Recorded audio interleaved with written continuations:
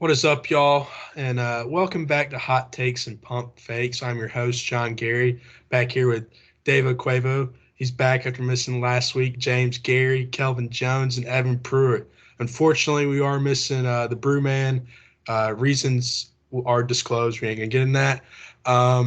So, fellas, exciting week. Well, not for me. Exciting week of football for y'all guys, not necessarily me. Kelvin, I'll go to you first, man. Two big time wins for your programs. How are we feeling? I wore this shirt for a reason.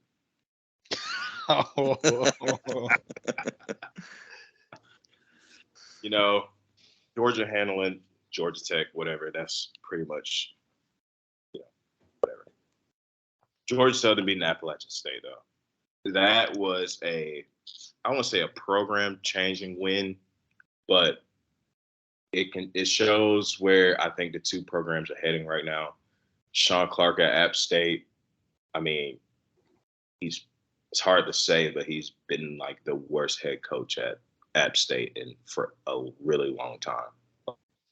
Like, he lost their first bowl game under them. He's the first coach not to go to a bowl game.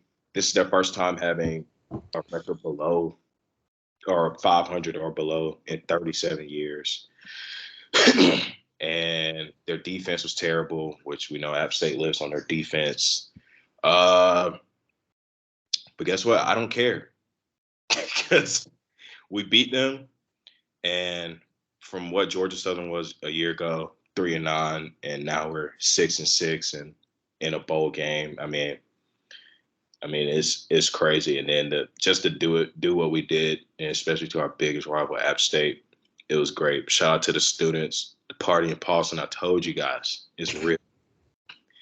When it's packed in Paulson, teams do not win. And I also saw an interesting stat before I pass it on to somebody else. Every time App State has beaten a Power 5 school, they don't beat Georgia Southern that year. They lost to Michigan. When they beat Michigan in 2007, they lost to Georgia Southern.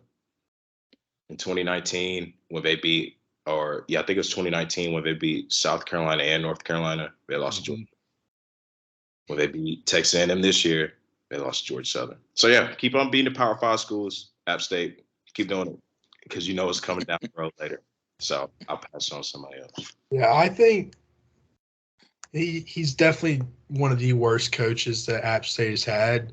And I think the couple years he's been there, this has been some of his most talented rosters as well. Like, I mean, he's getting guys who would normally go to, Power 5 schools. He's getting some of those guys in, and they just haven't been really consistent the way they've been, which is very surprising. They've been, the power stalwart in the lower level of Division I football for a very long time now. So it's going to be interesting to see how they go forward. Shout out Georgia Southern. I guess the party in Paulson is a real thing. Kelvin's been saying this for years now. None of us believe it, but it's got to be some truth to it now. We'll swing it over to you, Davo. Go ahead and get this over with. I want to first talk about Texas A&M beating LSU. Before we get into all that, what about that, guys? That's crazy. LSU was ranked 5, and they got beat by a very, very terrible A&M team this year.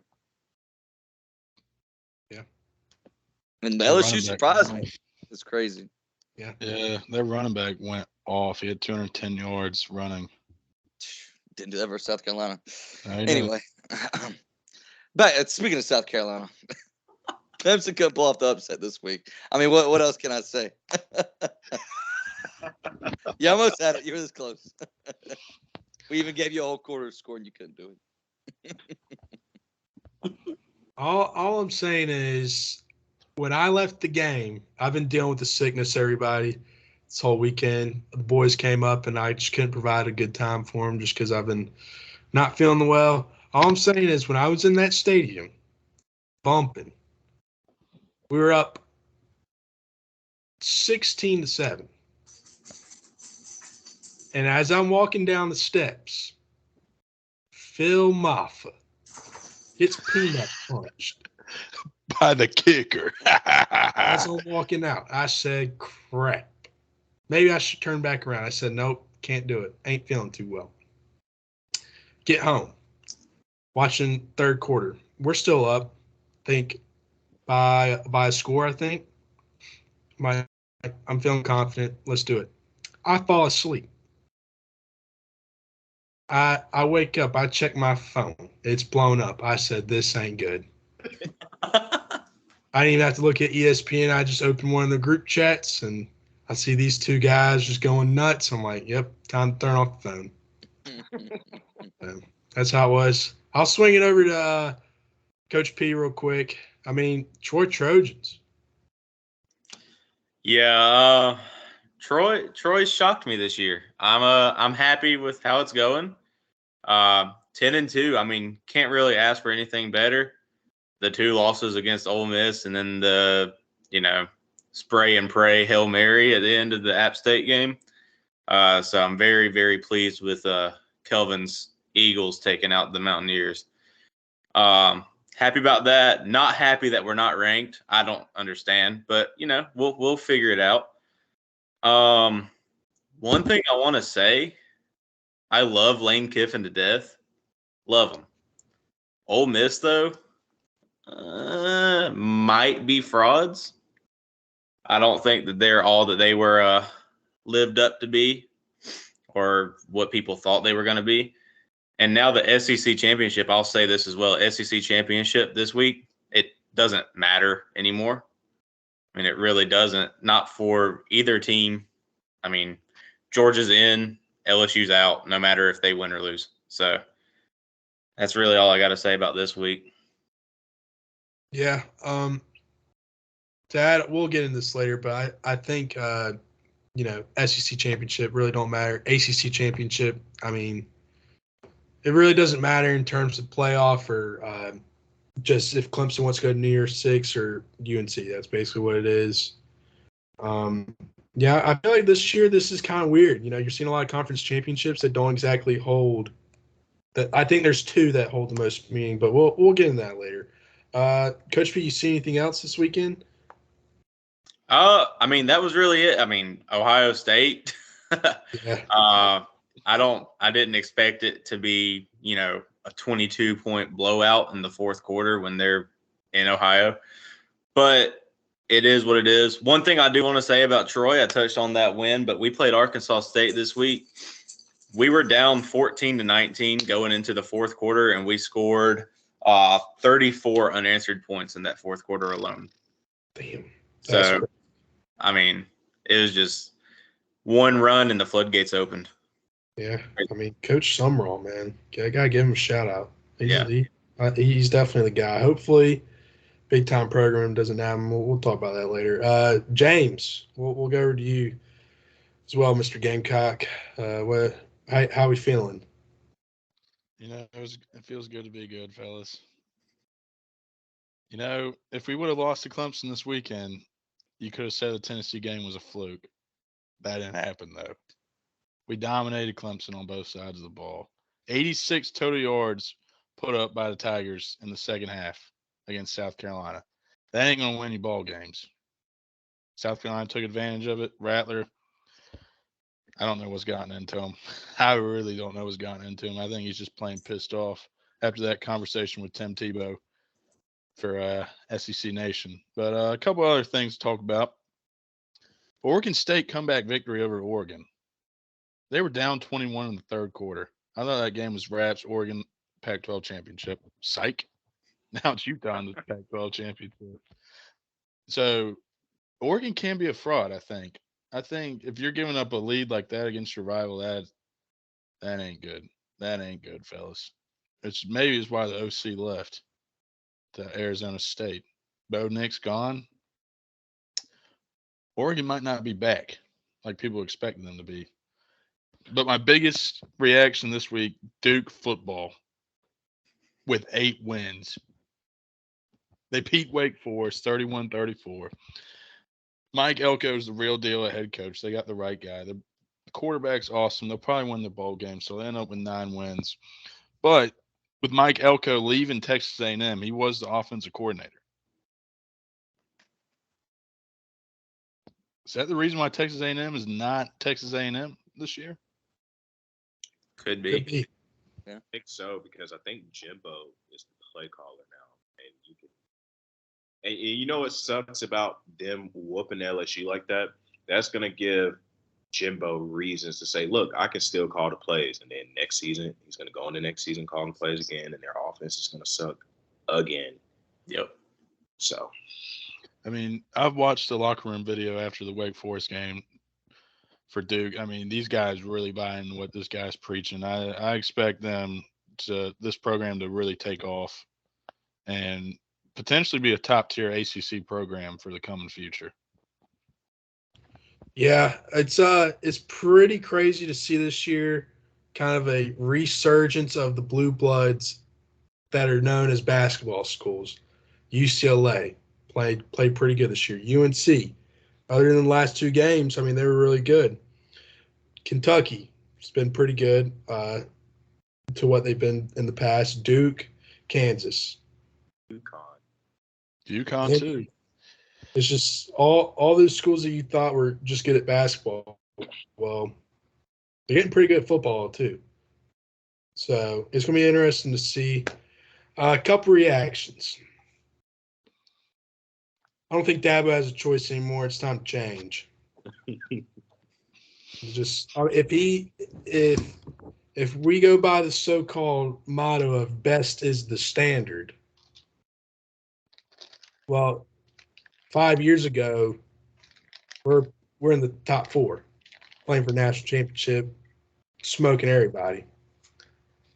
But now it seems like he's okay with just we'll win the ACC championship and then go to a New Year's Six Bowl. That ain't okay with me.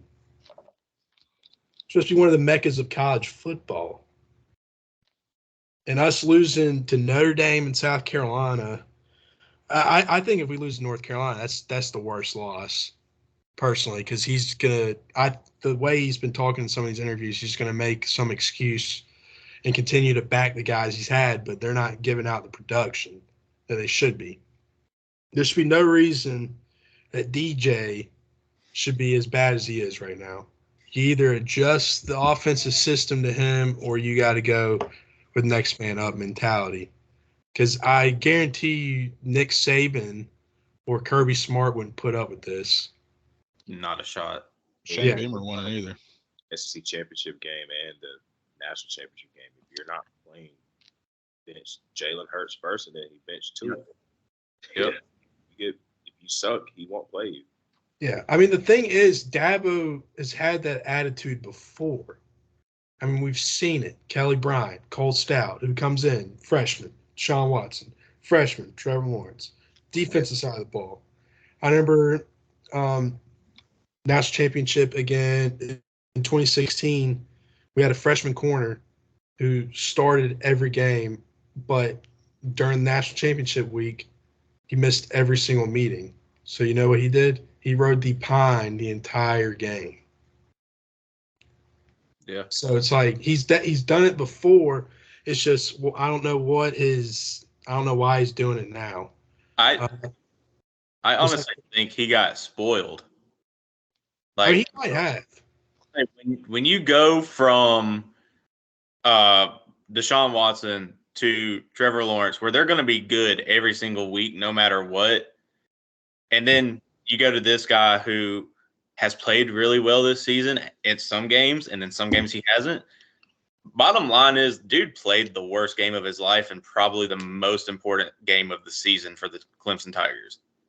Yeah. And I don't know. That sucks. I wouldn't want to be in that locker room if it were any coach other than Dabo, because I don't think Dabo gets emotional. But I don't know.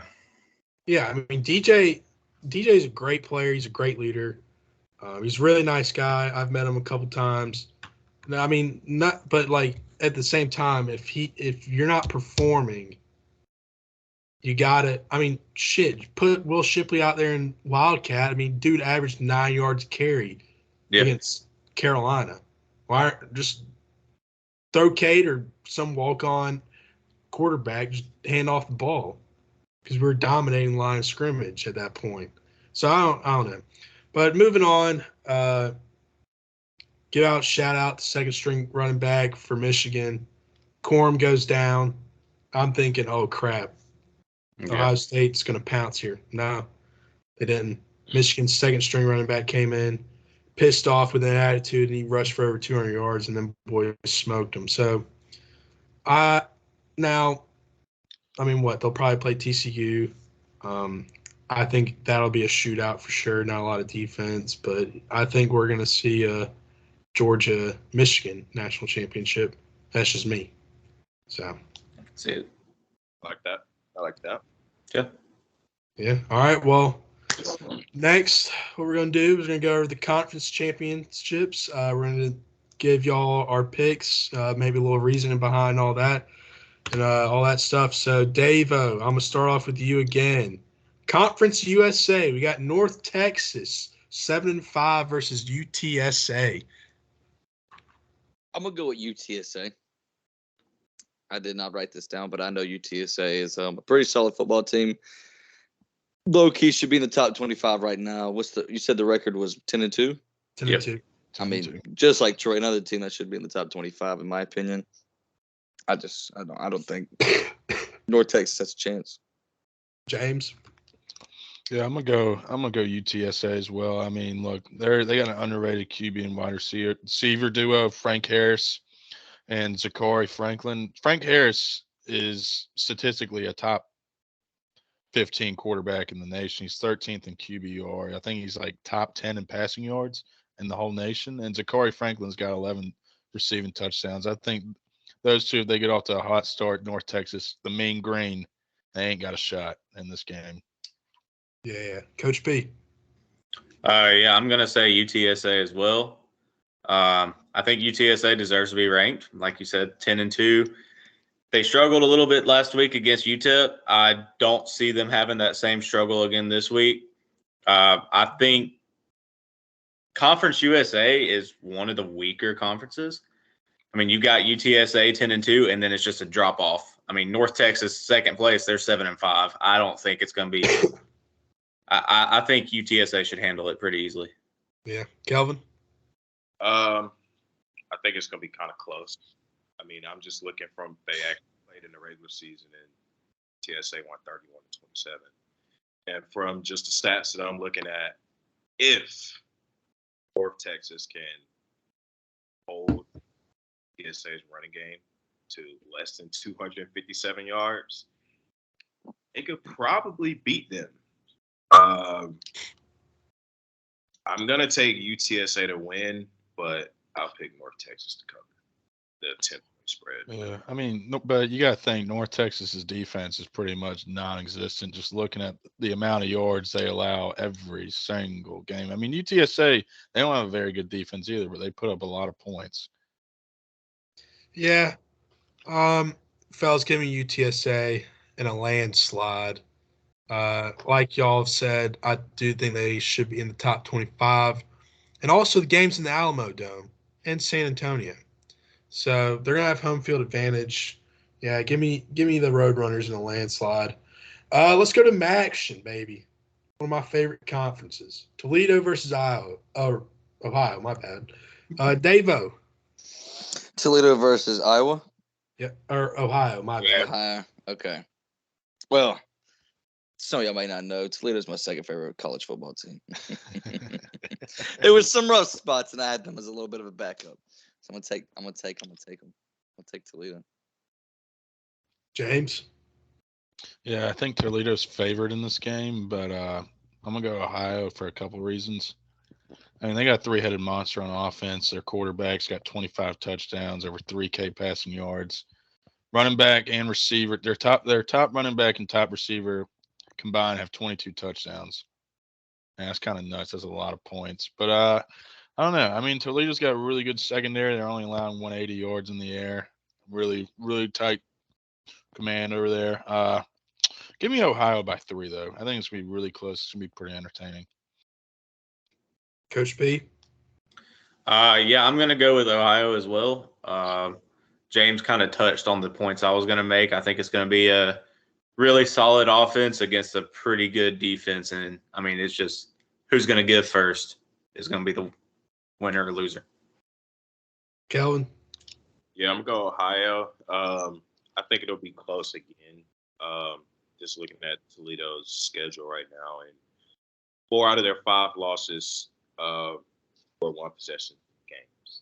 I mean, so I think very talented team. I mean, they did play a tough out of conference schedule. They played Ohio State and San Diego State, 2 respectable teams. So, yeah, give me the Bobcats. Yeah, fellas, I'm gonna go Ohio as well. Athens, Ohio is probably one of the greatest party scenes in all of college, arguably better than Athens, Georgia. Yeah, shout out my boy Jarv. Yeah, give me the Bobcats. It's gonna be a close game, but yeah, I think the party scene, the students are gonna be going crazy downtown Athens, maybe the real Athens. Yeah, but anyways, let's go Sun Belt. Troy versus Coastal. Kelvin, I'll swing it back to you. I would never in my life root for the Coastal Carolina Shauna Clear.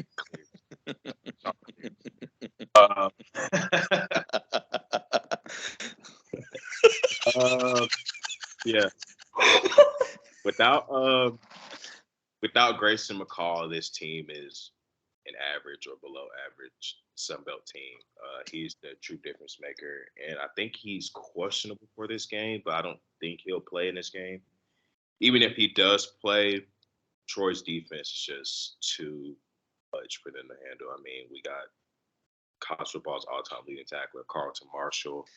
And, I mean, if Troy's offense shows up, which, I mean, sometimes is, 1 week they show up, 1 week they're there. I mean, this Coastal Carolina defense is paper thin, though. You can run through them like, wet tissue. So, yeah, give me the Troy Trojans. Give me Troy 34-13.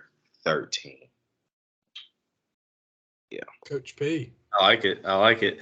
Yeah, I'm going to take my guys, the Trojans. And I like he said, like Kelvin said, Grayson McCall, with or without him, you got to remember Troy has one of the best defenses in college football. I mean, we're allowing 16 points per game. I mean, that's 2 touchdowns, 2-point conversions. I mean, that's so easy to come by if you're an offense for most teams. If our offense shows up, like Kelvin said, should be fine. Passing game isn't going to be make or break for us. I think the last couple of weeks we had Kamani Vidal. Dude was running it down throats like crazy, dragging people. 4 touchdowns this last week against Arkansas State. 200-yard plus games 2 weeks in a row. I mean, dude is red hot. He just hit 1,000 yards on the season. He's going to keep it going. I think he's going to run it down their throats and just see some big breakaways from him. Coach P, I have a stat for you. Yep. How many times do you think Troy has allowed 20 points? This season? I think twice. 3 times. 3 times. Those were in the losses to Mississippi and App State, and then the other was Western Kentucky. But it seems like the key is if you hold them to less than 28, because that's how much you guys allowed against Ole Miss and App State. If you hold Coastal under 28 points, you guys should win the game. Yeah. James. Yeah, I think this is Troy. I mean, this team only allowed 6 points to South Alabama, who also has 10 wins. Without Grayson McCall, I don't think Coastal's going to be able to do much. I mean, I'd love for them to put on for the 8-4-3, but at the same time, I'm hopping on the Troy train. I said it on the first podcast. I got Troy by 3 scores, I think. Dave. We got plenty of room, boys.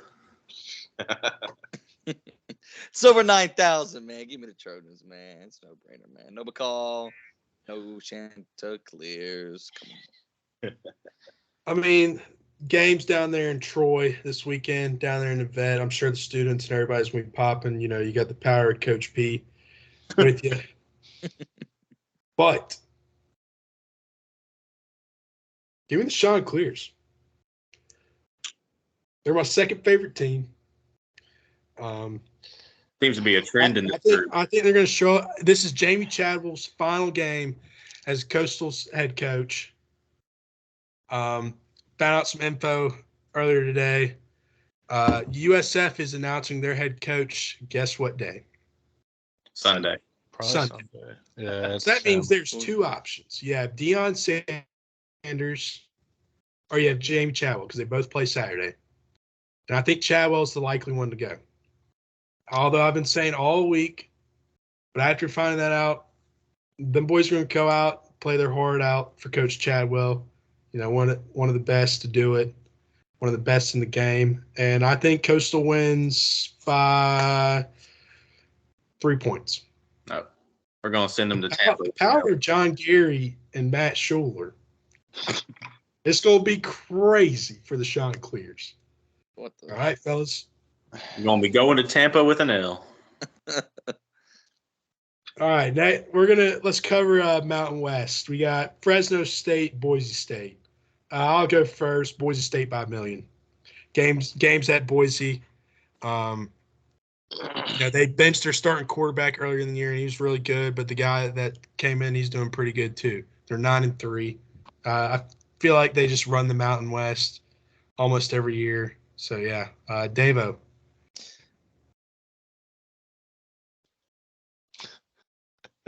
Give me Boise State. I glitched. That's all right. James. Yeah, let me get Boise State. They're really freaking good on defense.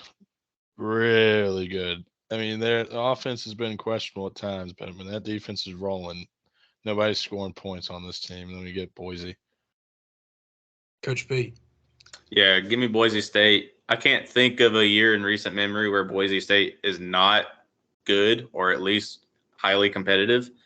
They're one of the most consistent teams in the group of five as far as being consistently good goes, and I think they've got it. Kelvin.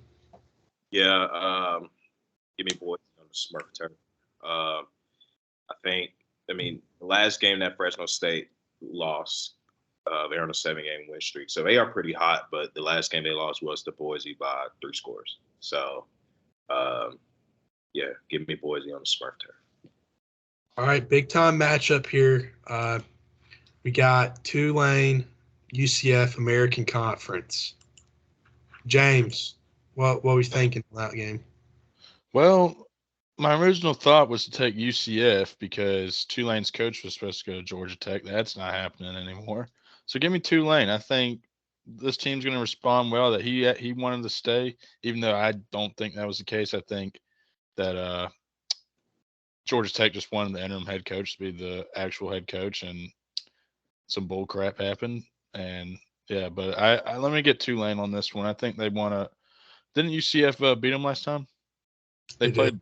Did. Yeah. I think they're coming for the smoke. They want the smoke. They want the ship. They want that New Year's Six bowl. Let me get Tulane. Kelvin.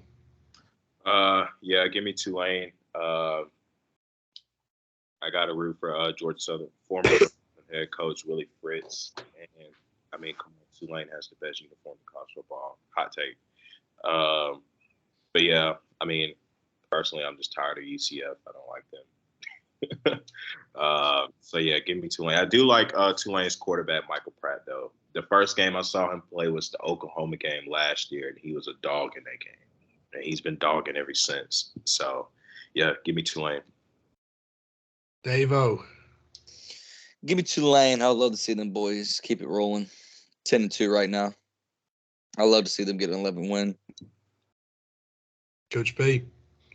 Yeah, I hope the Golden Knights can swim because the wave's coming.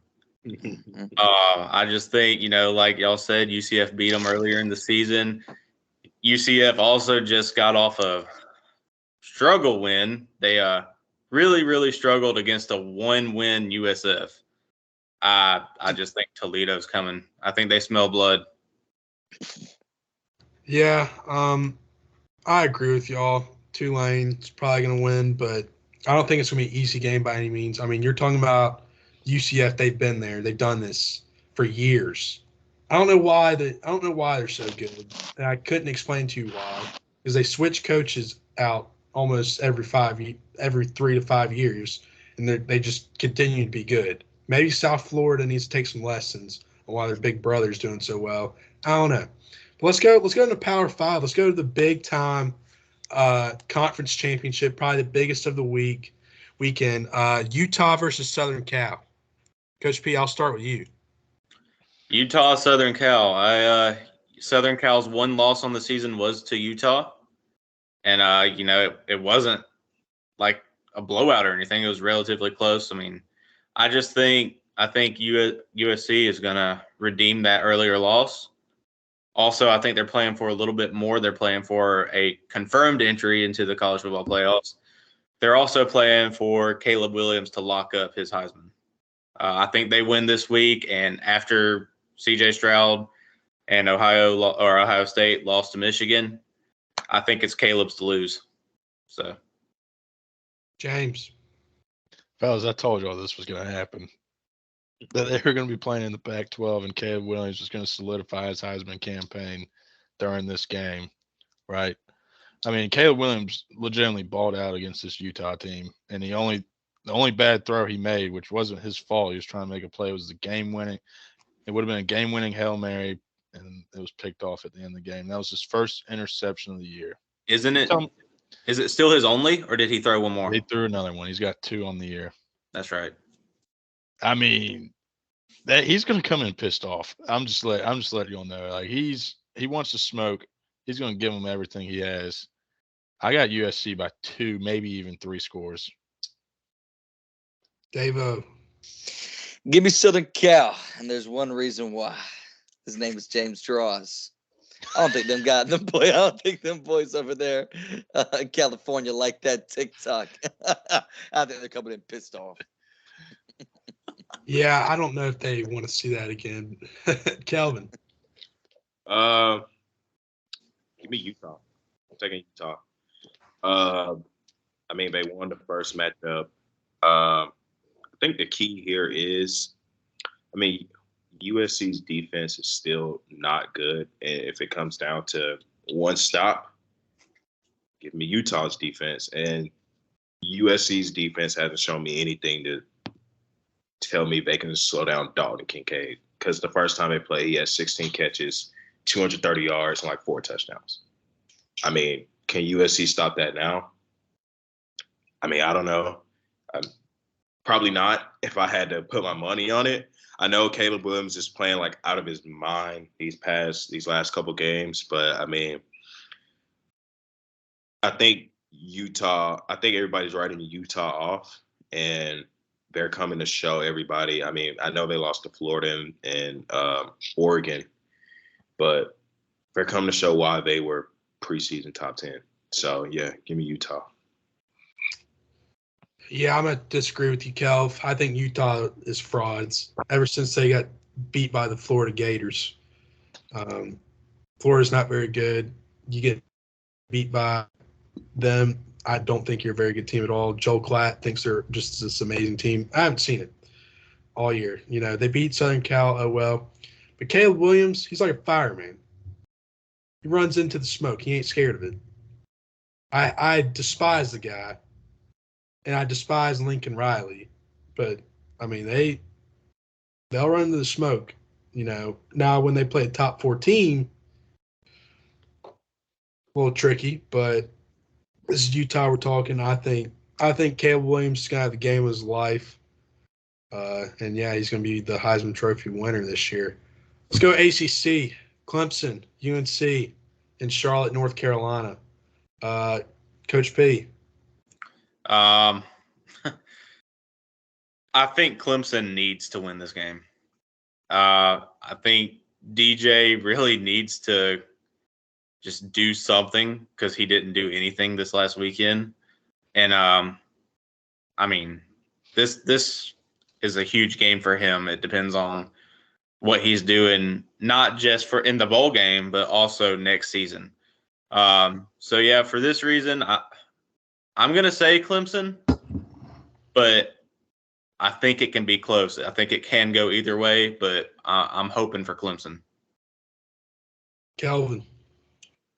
Give me Clemson close. I mean, every game that North Carolina has played in this year has been pretty close. They're just we're talking about two inconsistent teams here, but I mean, at the end of the day, you got two inconsistent teams giving one of the most talent, and that's Clemson. You lost to Georgia Tech and NC State. Not good. Back-to-back weeks. Yeah, give me the Clemson Tigers. David. Give me the heels, man.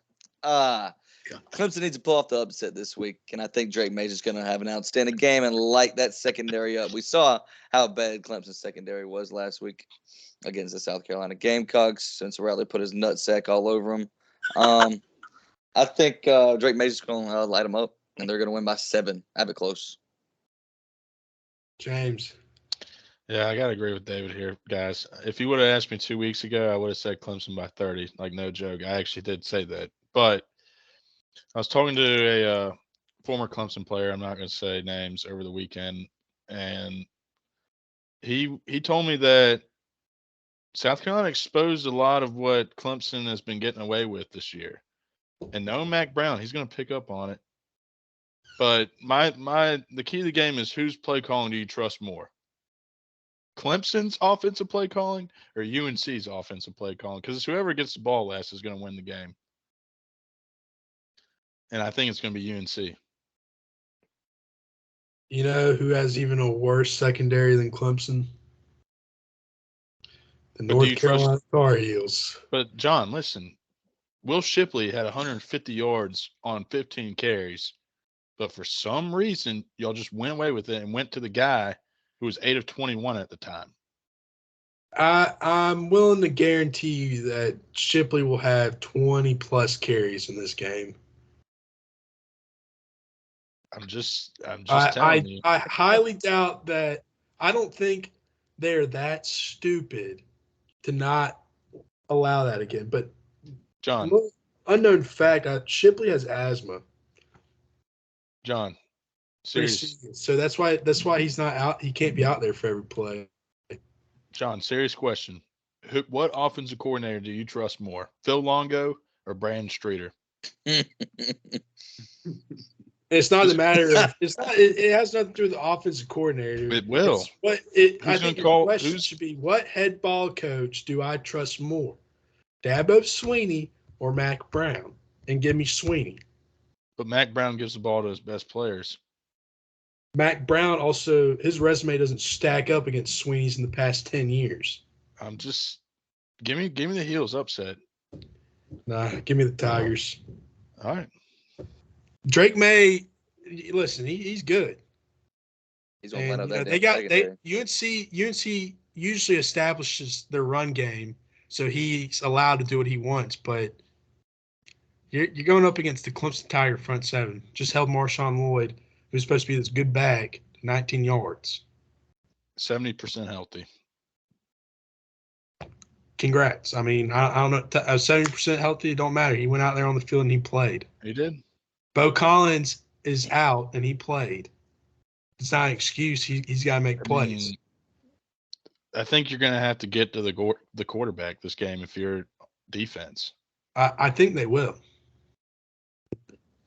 Yeah, but UNC's offensive line is significantly better than South Carolina's. James, when is the last time Clemson has lost 2 in a row? Wouldn't know. Could happen this week. Anyways, let's move on. It's been 10 years. I'll tell you that. Let's move on. All right, let's go Big 12. Kansas State, TCU. Yeah. What a weird game. Mm-hmm.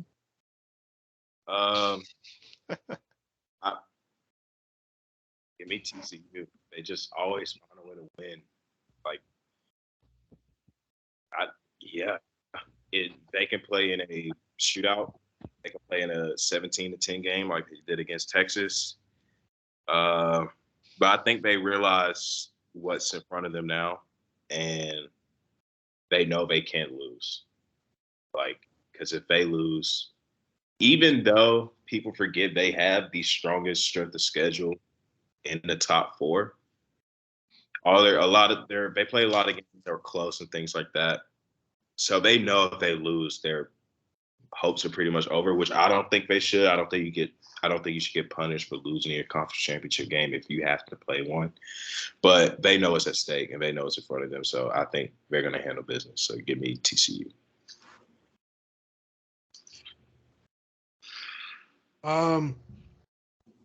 Yeah, I mean, Kansas State. I mean, they're a good team. Adrian Martinez is a really good quarterback.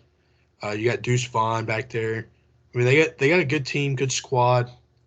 But yeah, I mean, it seems like TCU is really wrapping around Sonny Dykes, which I thought to be a surprise. When I saw him get hired, I'm like, whoa.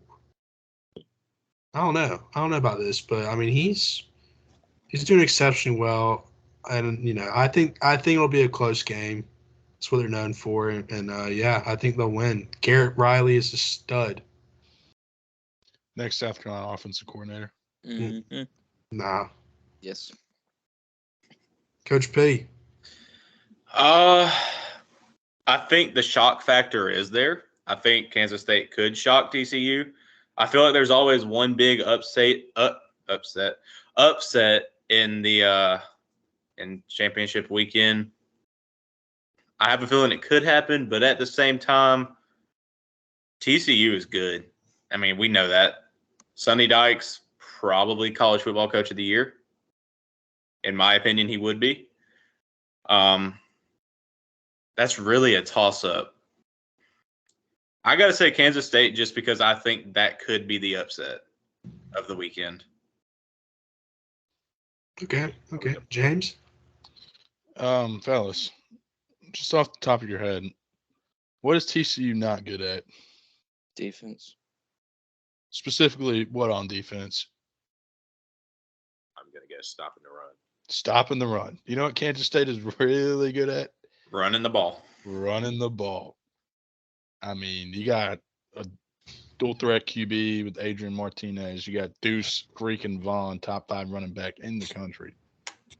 Give me Kansas State for that reason. I mean, David. they play. I'm gonna take TCU. No, I don't have any reason. Kelvin, what were you saying? Sorry. We couldn't hear you. They held Deuce Vaughn to 83 yards, and they held Bijan Robinson, 2 of the best running backs in the country. TCU does bad on the run defense against teams that aren't necessarily the best rushing teams because I don't think they don't have the talent to necessarily game plan, I think, for all aspects. So, I mean, their linebackers are really good.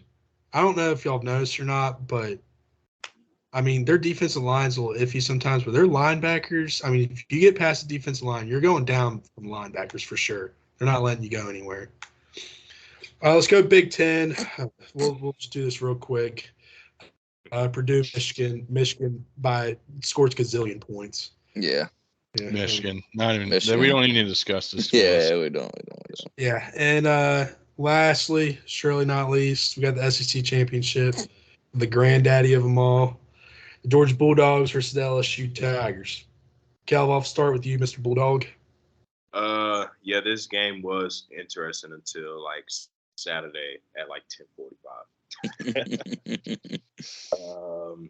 Yeah, Georgia is going to smoke LSU. I think they said Jaden Daniels is going to play, but he's still in a walking boot. So, I mean, their biggest strength on offense is him running the ball. And if he's on a bum ankle and can't run the ball like he usually can, then there will be no chance for LSU. And one thing, Georgia's run game has been coming along the past 2 weeks. I mean, against Mississippi State, Georgia had 179 yards. Against Kentucky, they had 247. And against Georgia Tech, they had 264. And against A&M, I mean, their running back, they let Texas A&M run all over them. So I think Georgia's just going to come in there, run the ball, get it over with, get healthy, get into the playoffs. Give me Georgia 31-9. James. Dogs are going to be hunting. For some reason, Georgia always feels like they're so disrespected this season every single time. And I feel like that for some reason they're just going to come in this game thinking they're disrespected for some unknown reason. So give me Georgia by I don't even know if LSU scores a point, to be honest. David. Give me Georgia by 3 scores. That's Coach all I got P. to say. Yeah, give me Georgia. I mean, Mercedes-Benz Stadium in Atlanta, 71,000 seating capacity for football games. 57,000 of those are going to be Georgia fans because it's in the heart of Georgia. So, I mean, that's going to play a factor. Also, like Kelvin said, Jaden Daniels running is LSU's main offensive weapon. And Georgia has the best defense in the country. We've seen that time and time again for the whole season now. I mean, really, I can see it being like a 42-10. I think Georgia's just going to be pissed off and ready. Yeah, I mean, if Daniels is all up on cortisone shots and all this and that, and if he is able to run the football, I think it's going to be a lot closer than what y'all think. I mean, LSU against good teams this year they were ranked 5th for a reason. Against those good squads, they put him in the dirt. But if he's like you were saying, if he's not healthy and he's not able to run, Georgia's going to smoke him. So I don't really have a pick yet. I got to see if he's going to be healthy or not. Well, I do think Georgia's going to win. Yeah, It's just I don't know. Like, if he plays, I think it'll be a close game. Like, if he's healthy, able to play, he's got about 20 cortisone shots ready for him at halftime or whatever, then I think it'll be a pretty close game. But if he's not, then, yeah, it'll be a blowout. I think Georgia's going to blow them out. For some reason, the Georgia way this year has been whenever, like James said, they feel a little bit disrespected or they're playing a top-tier opponent, they smoke them.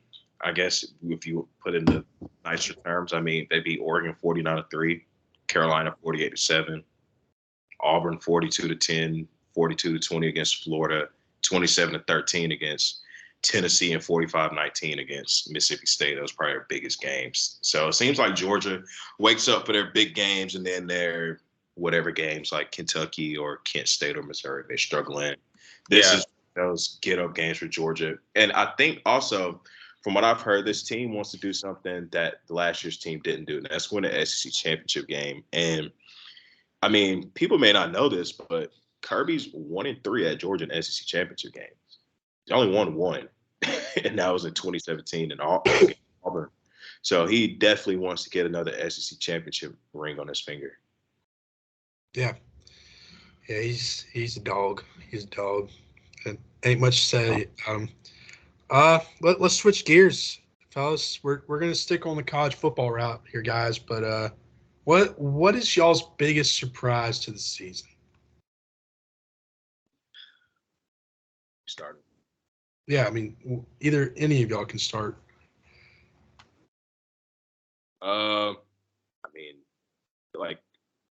It's got to be TCU, right? 5-7 last year, 8th in the Big 12, strongest strength of schedule in the top 6, I think. And they're 12-0.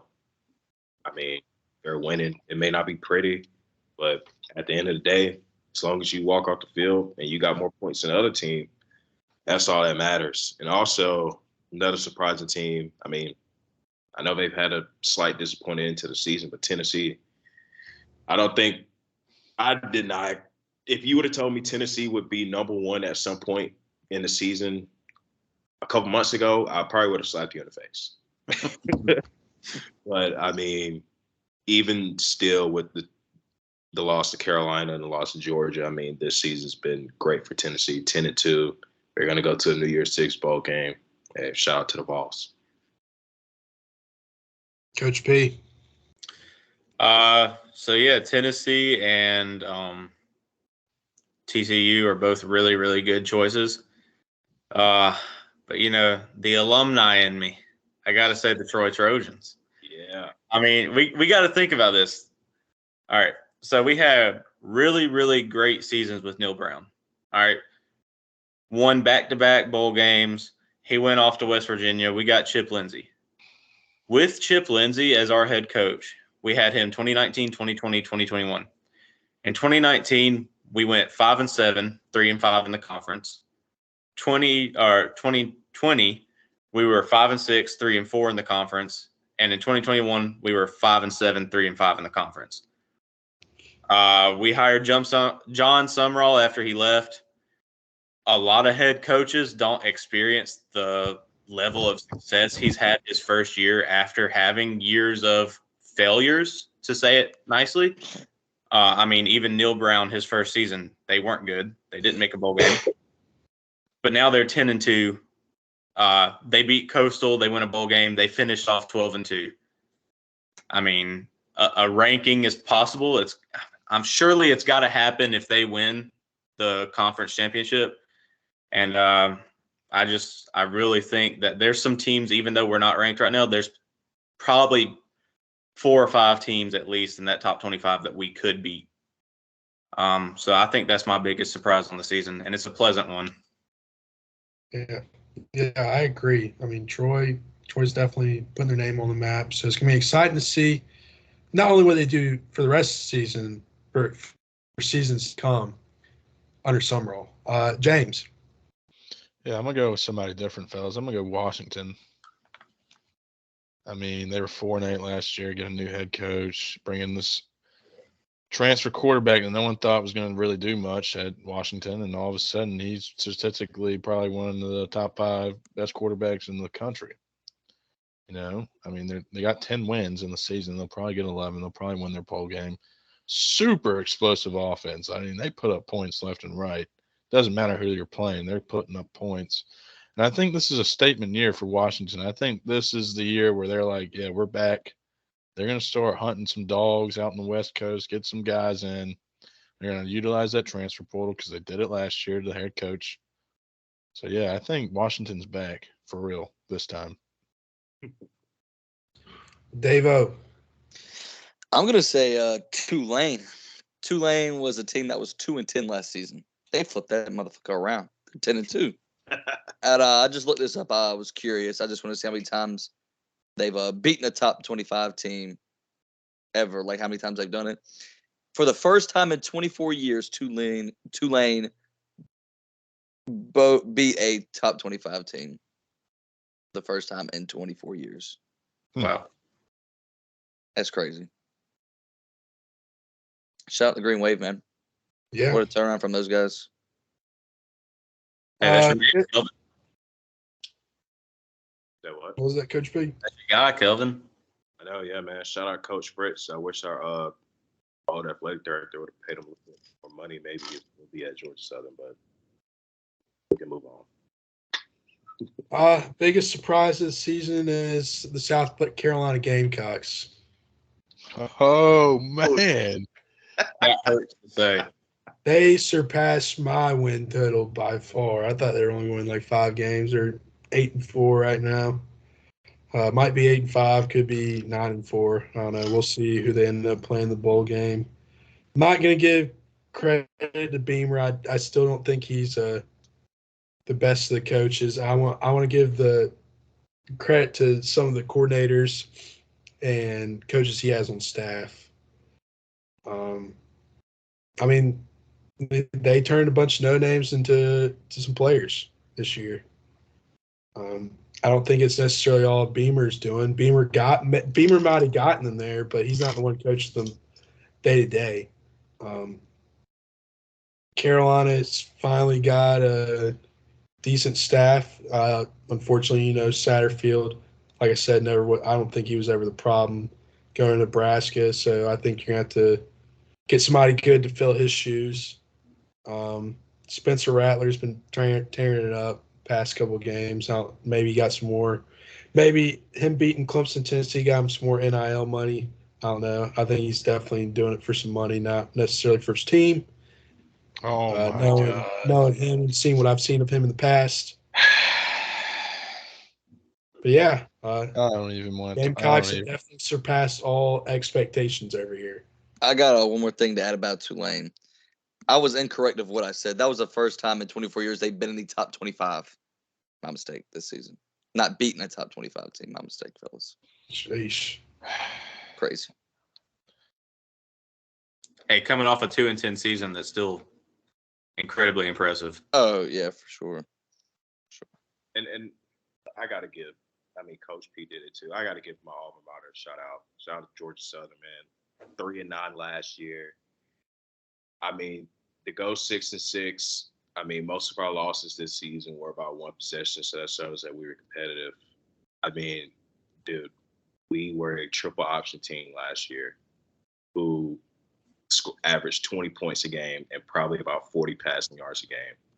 We had Kelvin from USC. Now we have a top 10 offense in college football. Our quarterback, Calvin Jones, is third in the nation in passing.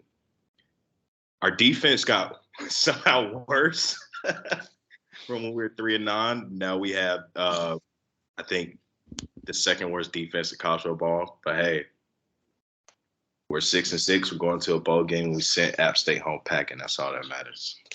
El Southern. Yeah, just let me give a quick shout out to Death Valley, Clemson, Frank Howard Memorial Stadium. You know, I've only seen one loss. Well, I'm not gonna count. I've seen one loss in that stadium because I wasn't even there for the whole game. You know, I'm a miss it, dude. You know, I've seen 2 college football playoffs, 1 national championship in my time there. Seen some great games. Seen us whack up on some opponents. Seen some great plays, some great players. And I think the thing that I'm going to miss the most is the $2 glizzies. $2 glizzies. They were banging. They were very clutch. I mean, Spencer Rattler probably about 15 of them after the game, but I mean, he might have. I think they get Chick-fil-A after the game.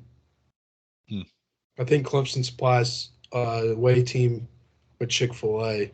Yeah, I'm not going to miss the Hill. That's the worst place. Unpopular opinion, that's the worst place to sit for a game at Clemson. And I'm going to miss DJ Shaw playing all the hits. Y'all boys got to experience that. I mean, he plays. Yeah. I've plays the hits, experienced DJ Shaw before this. Yeah. He knows what to do. So let's switch gears. Biggest disappointment. Miami.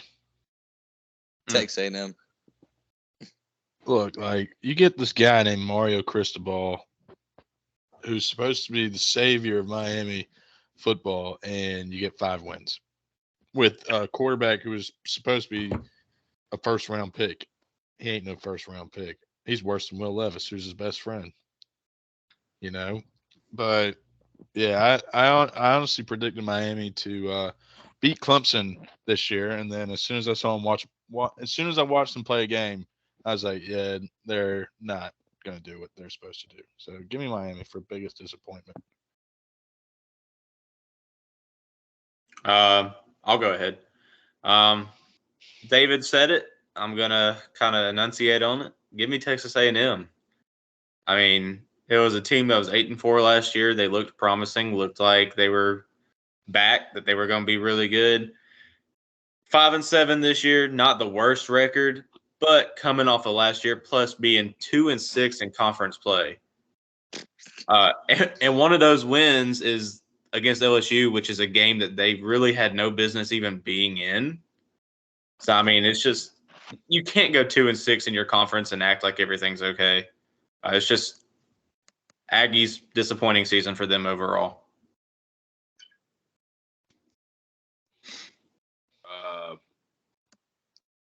Give me Oklahoma Sooners. Oh yeah, That's a good one. Preseason top 10. It started off 3-0.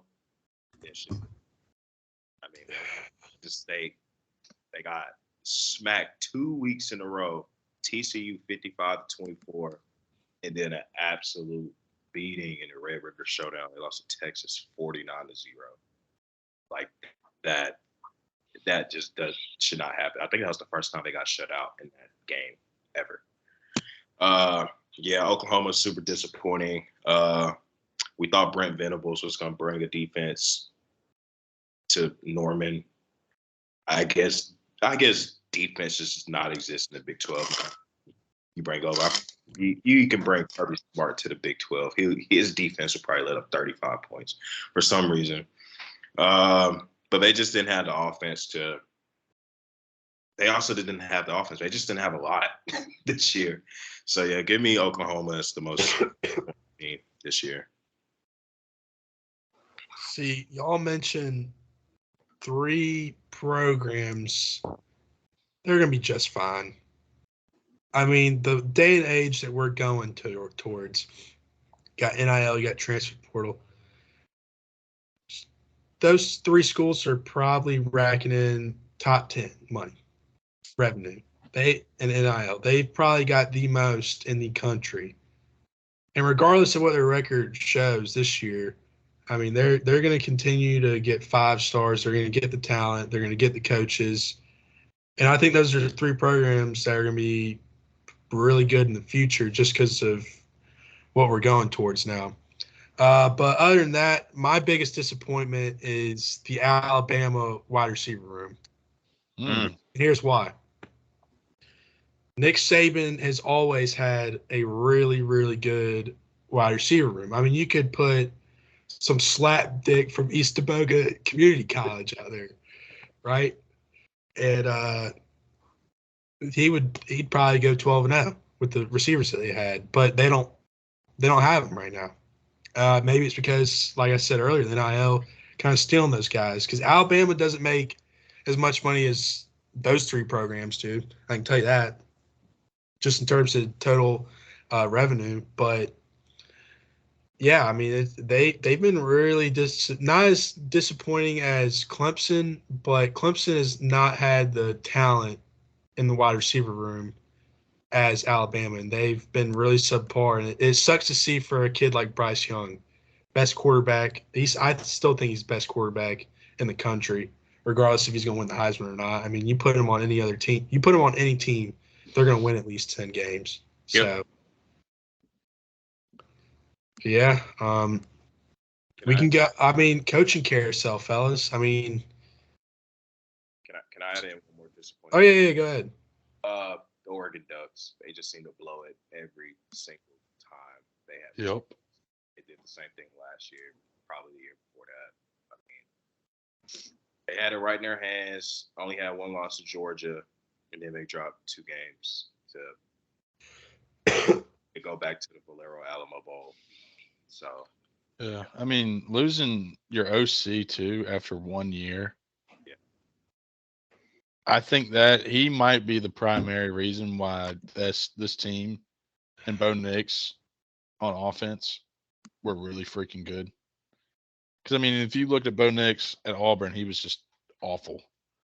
You know, he couldn't hit a trash can in the middle of the field.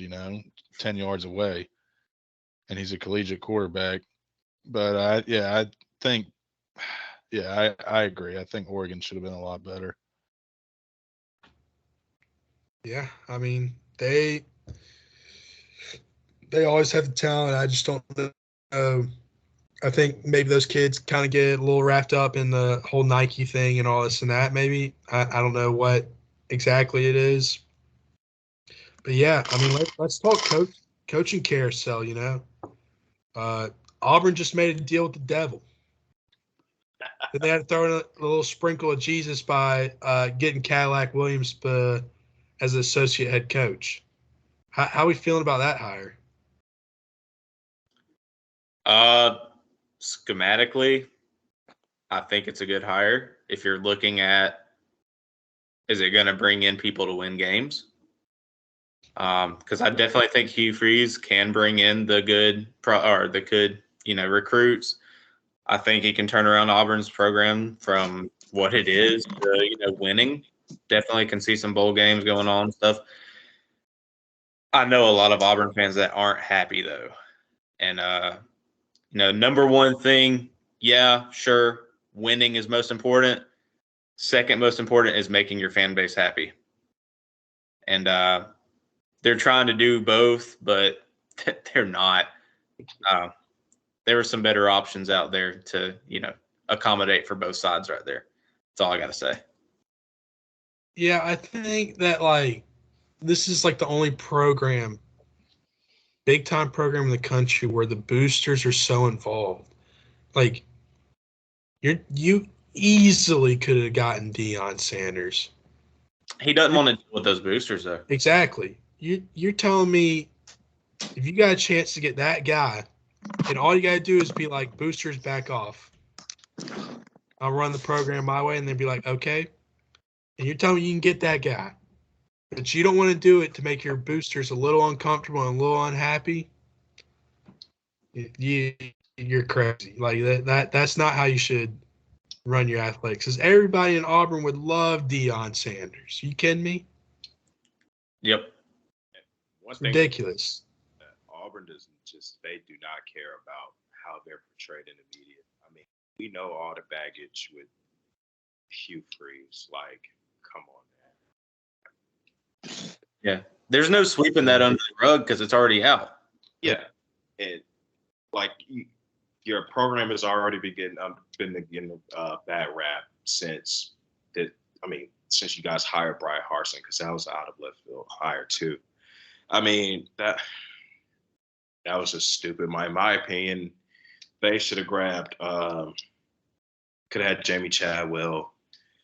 Could have got Deion, or could have hired Cadillac Williams, make him the head coach, pay him a little bit lower salary, maybe somewhere around the Shane Beamer range, $2.5–3 million a year, and then use the rest of that money, because obviously Auburn has deep bags, to get him top tier assistants. So we probably know Cadillac isn't the best head coach in the world, but you get some great coordinators around him, some great position coaches, and you can win games. But no, let's go get Hugh Freeze.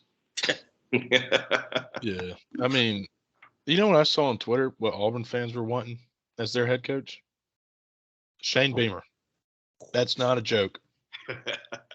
Shane Beamer. He's not leaving South Carolina. He ain't leaving South Carolina. But like Kelvin's saying, I mean, you gotta get Hugh Freeze to buy into what Auburn wants to do, right? I mean, he had to hand over his social media accounts to Auburn, fellas. So you know it's bad. How have you ever heard of that? When have you ever heard of that? Right? Never.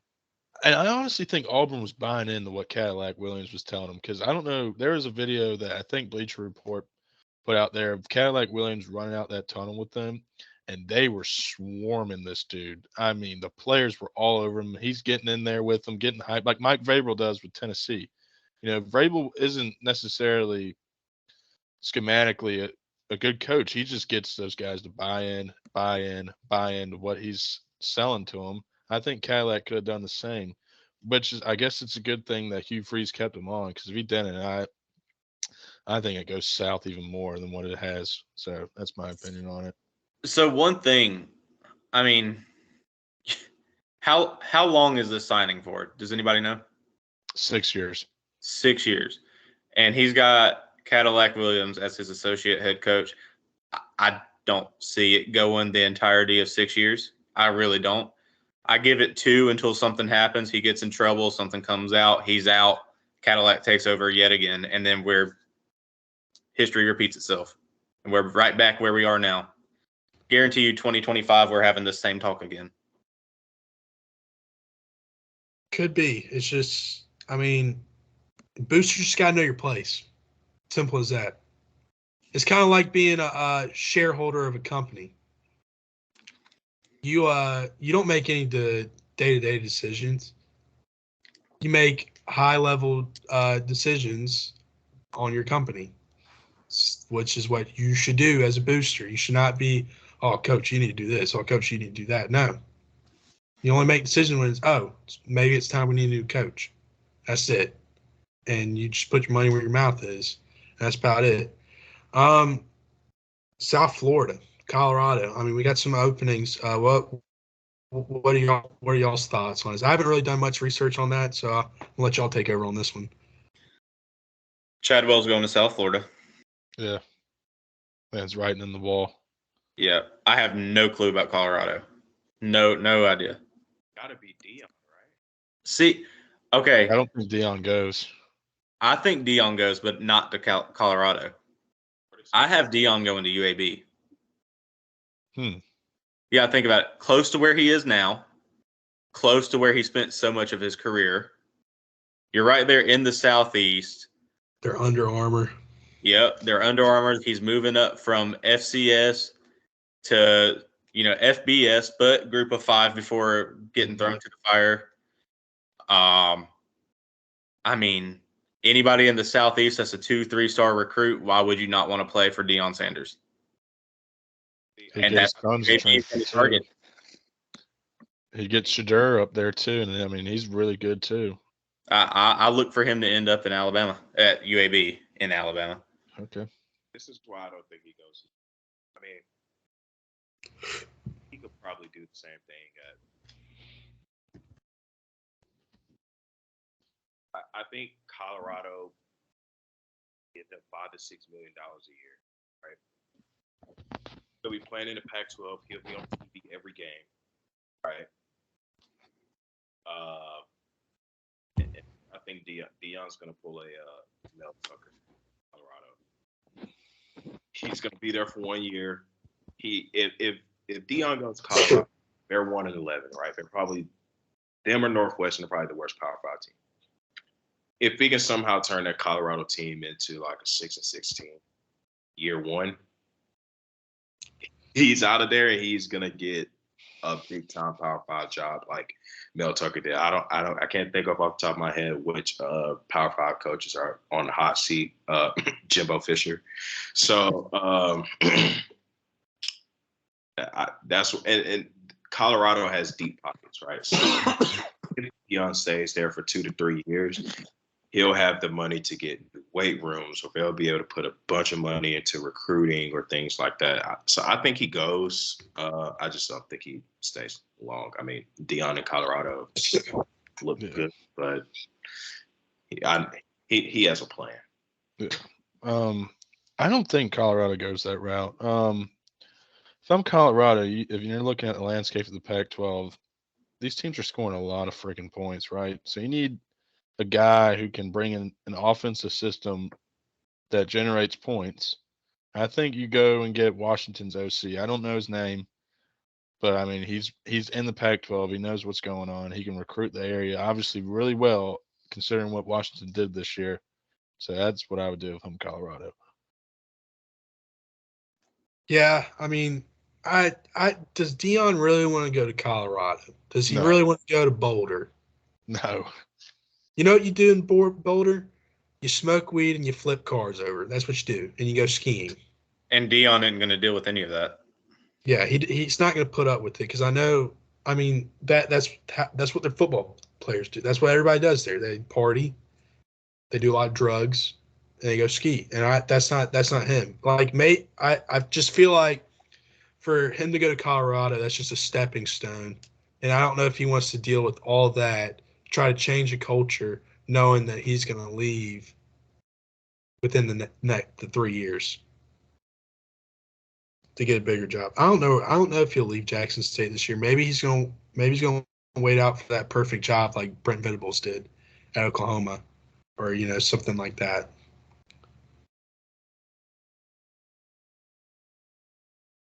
So yeah.